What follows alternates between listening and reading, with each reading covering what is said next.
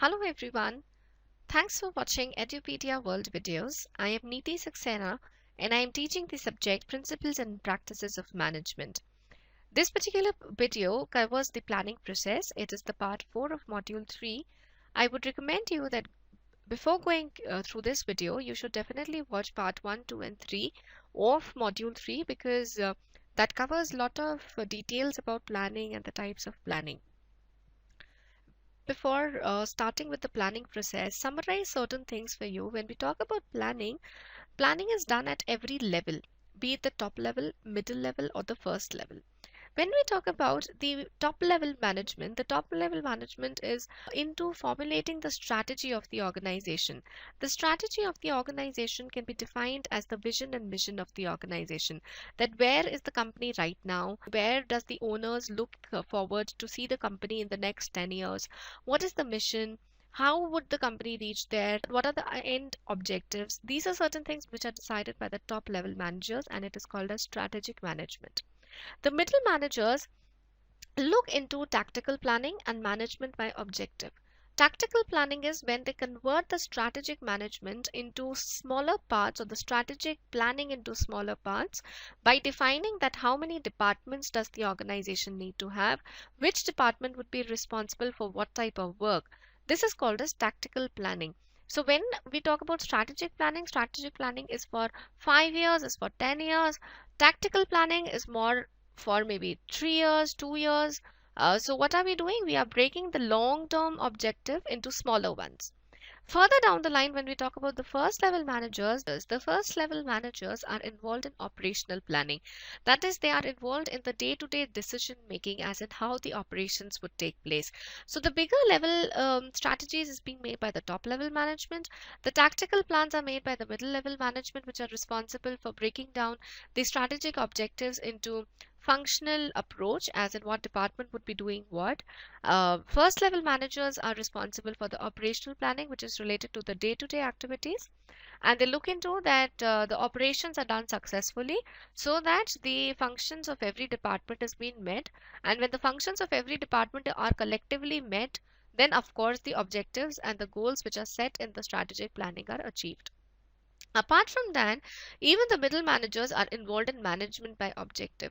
Now, these days, management by objective has come into picture, which is a new concept, and it is something which recommends that the managers should lead their subordinates with the help of clear objectives. And these objectives should be set along with the employees. That means the manager should sit with his subordinates, and then collectively they should be setting up the goals for the employees. And the objective should be SMART. SMART stands for S stands for specific, M for measurable, A for achievable, R for realistic, and T for time bound. So the goals should be SMART, they should be specific and achievable and time bound and realistic. Apart from these types of plans that we've already discussed, there are two other plans, which are standing plans and single use plans. Standing plans are the plans or the procedures which are set by the organization, and these plans are being used by the organizations every now and then. So whenever one particular thing is done, the same plan is being used. When we talk about the single use plan, it is a plan which is used just single, that is just once. So maybe if an organization is facing a problem, so they develop a plan, but then that plan can be implemented only once, that is on that particular moment. So then that is called as a single use plan. This is again another way of depicting the same thing, that the strategic planning is done by the top executives majorly. Middle level managers are less responsible for it, and first level managers are almost not at all responsible for it. When we talk about the operational planning, first level managers are responsible, middle level are less responsible, and top level management is very, very less responsible. And middle level managers are more involved in the tactical planning. These are the elements of planning, as in when you are doing a planning, what is the procedure that you follow, or what are the elements that you include in planning. First is objective, second is action, third is resource, and fourth is implementation.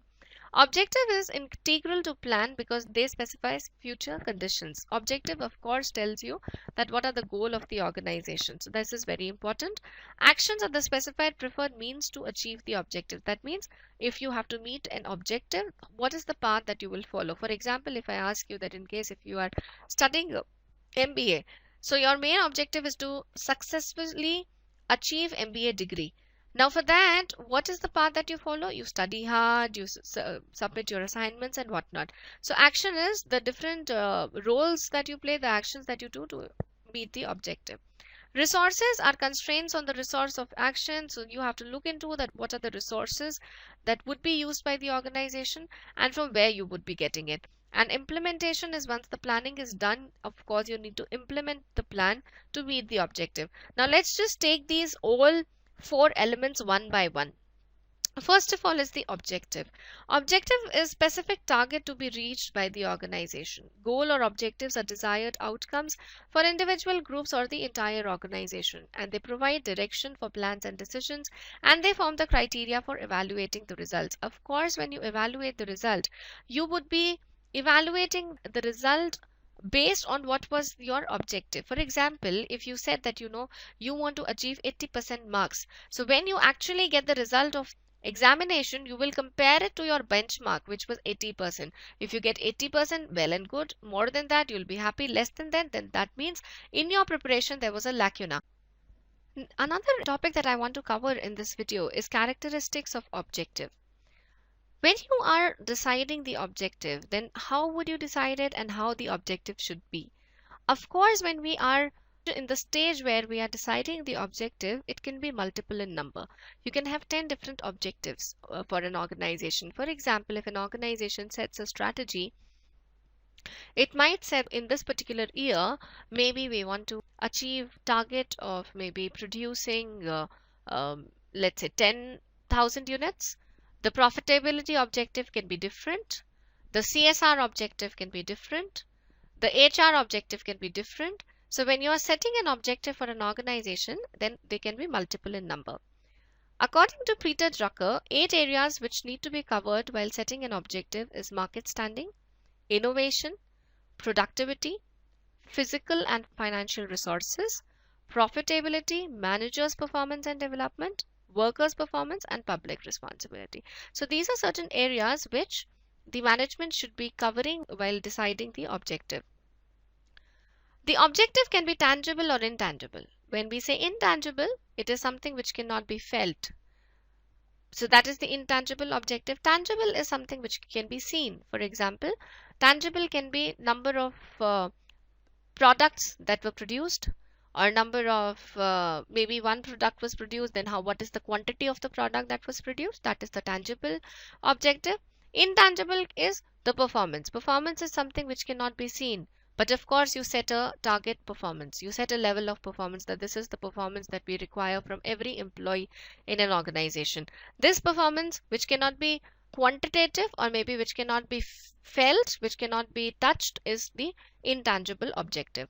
Objectives have priority. When we say that the objectives are multiple in number, then definitely you prioritize the objective, that which is the objective which is most important, and we have to focus on this objective more than the other objectives.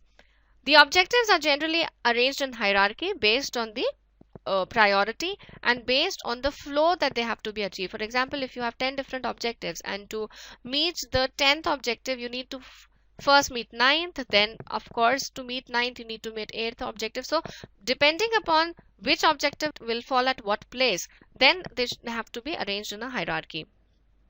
Objectives sometimes clash with each other. Why? Because at times it might happen that you set a particular objective which is related to quantity of the product. You want to increase the quantity of the product, but at the same time you also want to ensure that the quality of the product is very nice. But then maybe the objectives clash, because if you want to produce more quality, then you will have to maybe at times kind of manage with the quantity. So the objectives can clash at times with each other. Why objective setting is important? Because it provides a basis for planning. It acts as motivators for individuals and departments, because till the time your objective is not set, you will not be able to do the operational and the tactical planning, because you do not know where the organization is heading towards. And why is it a motivator? Because all the individuals in the departments know that this is the objective that we have to meet. So the target is fixed. Everyone works collectively to achieve this target. It eliminates haphazard action, because if the objective is not clear, then the people are not clear as in what needs to be done.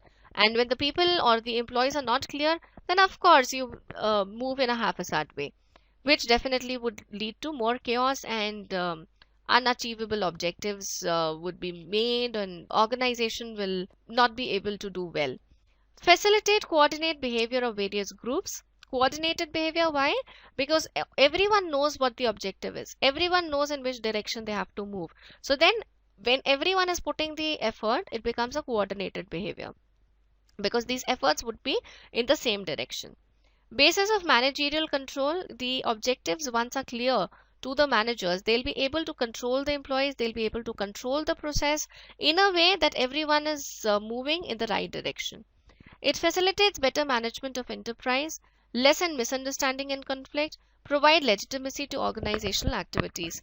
Because when you're setting objectives, you will definitely keep in mind that what are the legal aspects related to the objective. In case of some legality or legitimacy is related to that particular objective, you might even deviate from the objective then and set another objective.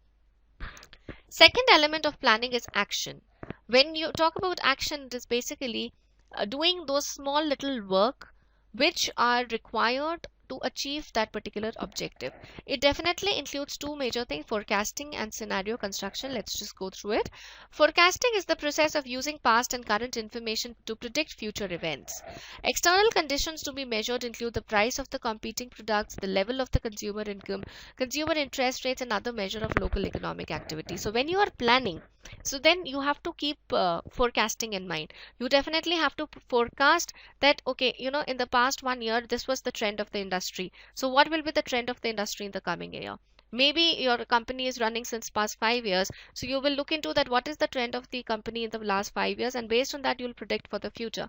So when you predict for the future, you'll come to know that what resources you would be requiring, which particular direction the company should move, what would be the strength, weakness, opportunity, and threat that the company might face in the coming future. So this forecasting is very, very important. Scenario construction is a technique for combining possible environmental departments in a systematic way to help managers assess possible consequences of alternate course of action. So what do you do in scenario construction is basically you collect all those possible environmental developments that is possible in the coming time, and based on that you develop alternate course of action. That maybe if action 1 fails, then what is the action 2? If action 2 also fails, what would be the action 3 for the organization? So till now we have covered two elements of planning. One is objective and the second is action. Objective is very important to be set, and action is basically that you need to look into that what are those particular things which needs to be done to meet the objective. The third element of planning is resource. You need to identify what resource would be required in the coming future, and also you need to identify that from where these resources would be taken or bought. Fourth is implementation and review. Implementation is basically whatever you have planned so far, how would you be implementing it, and of course the implementation parts takes place. When we talk about implementing, there are certain things which comes into picture: authority, persuasion, and policy. Authority is a legitimate form of power. When I say legitimate form of power, that means of course authority and power are different. Power can be legitimate, it can be illegitimate. When the power becomes legitimate, it becomes authority. So every employee in the organization is authorized to do certain things based upon the position of that particular person. So when you are implementing, this authority and delegation is very, very important. Persuasion is process of selling a plan to those who must implement it and communicating relevant information so individuals understand all implications. So once the authority is given to the individuals, these authorized people should persuade the people who are working under them to work in the direction so that the overall objective of the organization can be met. So authority and persuasion are two things which are very, very important for the successful implementation of the plan. Policy is the third thing which is important. When you make a policy, Then why are basically policies made? So that in case if something goes wrong, you have a policy book, you have a guideline to which you can refer to. So these guidelines actually give the employees the direction that these are the do's and don'ts of the organization, and this is how you have to move about achieving the goal. When we talk about this policy, the policy should be flexible, so that in case if certain situation changes, according to the situation, you can change the policy if required. It should be comprehensive. In very crisp language, all the rules should be mentioned, and every aspect, every possible situation should be covered in the policy. It should be coordinated. Why coordinated? Because contradictory rules should not be made. The rules should be all coordinated in such a way that the organization has very clear policy. Policy should be ethical and it should have clarity. Now, we have so far covered planning and the elements of planning. Planning process is very, very important. What is the planning process? Let's just go through the steps. First, review the organization's mission, the purpose of the organization. If the organization is already running, then you need to understand what is the current mission and vision of the organization. Where does the company stand as of now? If the organization is startup, maybe the company has not started yet, so the entrepreneurs, they need to look into that why are they forming this organization? What is the reason behind developing this organization? Once that is clear, then evaluate the available resources. What are the resources that I have? As of now, what is my strength and weakness? Based on that, you will establish verifiable goals individually or with the input of others. Based on whatever finance you have, whatever expertise you have, whatever different resources you have, you will look into the goals that you have in mind. If you have 10 different objectives, you will pick up one particular objective out of the 10 based on the available resources and based upon why the organization has been formed. So first step is understand the mission of the organization. Second is evaluate the resources. Based upon the mission and resources, you need to define your clear-cut objectives. Once the objective is decided, then you need to evaluate and select a course of action. You need to make an action plan that these are the steps that I'm going to follow to meet my objective. And then when you have set these course of action, you need to communicate the plan to all who need to know. This is something when I talk about authority. When I was talking about implementation of the plan, I mentioned about authority. So you need to authorize certain people that this is how these are certain power which has been given to you according to the planning that has been done by the top management. So when you are giving the power, you need to communicate the plan also. That this is the plan which is being made by the top level management, and this is what is to be done by you. Measuring and controlling the progress. Once you authorize certain people to get the work done from the junior people, and these people are persuading everyone to move in the right direction, then the top level and the middle level management definitely need to evaluate that whether the employees and the departments are going in the right direction or not. Are they moving together to achieve the goal or not? So that is called as measuring and controlling the progress. And in the end, review results and whether goals are being met. Once the timeline has gone, then you need to sit and evaluate that, okay, I had these particular objectives. Are these objectives successfully met or not? If there is any lacuna, you need to look into that lacuna, that why was that lacuna there? Why it all happened that that particular objective was not met. So I hope this planning process is clear. I'll just summarize it once again for you. First of all, understand the mission. Second, look into your available resources. Based upon the mission and resources, fix up your objective. Once the objective is fixed, then look into the action plan. Draw a particular roadmap which you need to follow in order to achieve the objective. Communicate the action plan to the people who are important in the organization. These people should be authorized that they can persuade other people to work.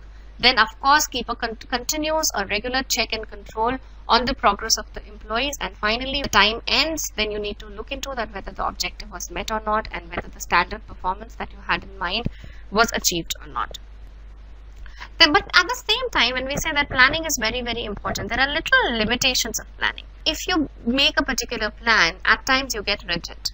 when you see that there is a certain problem which has happened, a certain situation, you need to change and you need to be flexible. But at times it is seen that the organization becomes very rigid and they say we've already planned out and we do not want to change. That thing should not be there. That is the reason when I was explaining planning, I mentioned that the planning and your plan should be flexible. It is time taking, managerial deficiencies. In case if managers are deficient in planning process, of course the organization will go haywire. Uncertainty can't be ruled out fully, because when you're planning, of course there can be certain lacunas which you had missed, certain threats which you did not discuss. You cannot understand the natural calamities, or you cannot forecast the natural calamities. Planning prevents innovation. Why? Because once you've laid down the course of action, then of course you do not give a lot of space to the employees to come up with innovative ideas, because you already have charted down everything and you want just employees to follow it. So then that is wrong. That prevents innovation. So to eradicate this particular limitation, the planning should be a little flexible, and that space should be given in planning that at least the implementation part, the employees can have a say in it. At times, planning gives you false sense of security, because once you've planned, but you had missed on certain weakness or certain threat, but you understand that your plan is superb. So then that gives you a false sense of security. Resistance. Resistance is basically when similar to rigidity. When you make a plan, you become rigid, and when you become rigid, then you resist to change even if you want to. And then planning at times becomes costly, because of course you're doing a lot of research and development work, you're putting in a lot of time, so then it is a costly process also. Yet, apart from all these limitations that I have spoken about, planning is very, very important, and without planning, if you move ahead, then definitely 99% the organization would fail. So planning is very, very important. These are the same topics that I have covered. I'll just read out the bullet points for you. Planning may create rigidity. Plans cannot be developed for dynamic environments, because if the environment keeps on changing, if the situation keeps on changing, then of course the planning has to be situational. And when the planning has to be situational, then of course you cannot pre-plan. Formal plans cannot replicate intuition and creativity. Of course, they may reduce intuition to program routine, but if you develop a formal plan, of course it reduces the creativity and innovation. Planning focuses managers' attention on today's competition, not tomorrow's survival. Formal planning reinforces today's success, which will lead to tomorrow's failure. So it is very, very important that when you're planning, then of course that forecasting and scenario construction becomes very, very important. You need to forecast what are the different situations that might come in the future, and based on that you need to plan. Thank you so much for watching this particular video. I hope it was clear to you. Looking forward for your interest in the other videos as well. Thank you so much.